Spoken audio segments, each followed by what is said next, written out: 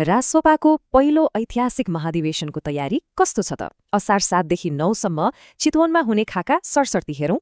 सभापति रवि लामिछानेले भन्ने झै यो कुनै साधारण जीवनी होइन।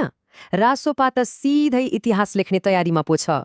चुनावले गर्दा रोकिएको यो महाधिवेशन अब भने पक्का भएको छ। वैशाख 30 के बैठकले मिति तय गरिसक्यो। तर यति छिटो कसरी सम्भव छ?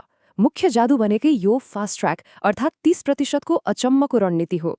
सचिव भूमिनन्द बरालका अनुसार तल्लो तहको 30% काम सकिए लगत्तै माथिल्लो अधिवेशन गर्न मिल्ने गजबको नियम छ।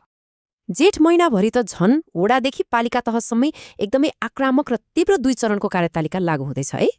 यो समय भ्याइ नभ्याइ म्यानेज गर्न जिल्ला र प्रदेश सभापतिहरूलाई नै सिधै निर्वाचन संयोजकको कडा जिम्मेवारी दिएको छ। हेर्दा हेर्दै जेठको अन्त्य र असार 1 सम्ममा त यो प्रक्रिया स्वाट्टै प्रदेश तहसम्म पुगिसक्नेछ। साँच्चै नै फास्ट।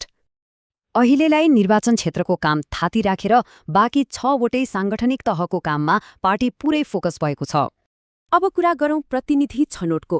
यसको लागि पार्टी सदस्य संख्यामा आधारित निकै कडा गणितीय फर्मुला नै बनाइएको छ। पालिकाको स्तर र त्यहाँको न्यूनतम सदस्य संख्या कति छ, ठ्याक्कै त्यसैले प्रतिनिधिको संख्या तय गर्नेछ।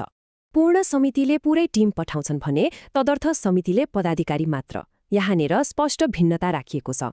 जिल्ला अधिवेशन सम्पन्न भएका प्रत्येक जिल्लाबाट भने ठ्याक्कै 5 जना मात्र प्रतिनिधि जानेछन्। एकदमै छरितो टिम। केन्द्रीय सदस्य, सांसद र विभागका प्रतिनिधिहरू भने सिधै स्वतः प्रतिनिधि बन्नेछन्। उनीहरूले स्थानीय प्रक्रिया पार गर्नु पर्दैन।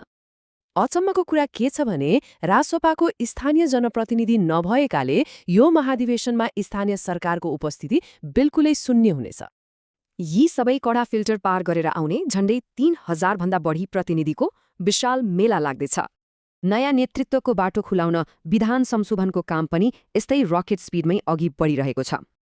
के यो 30% को फास्ट ट्र्याक मोडलले रातारात बलियो संगठन बनाउला त? यसले राजनीतिमा पक्कै नयाँ तरङ्ग ल्याउनेछ।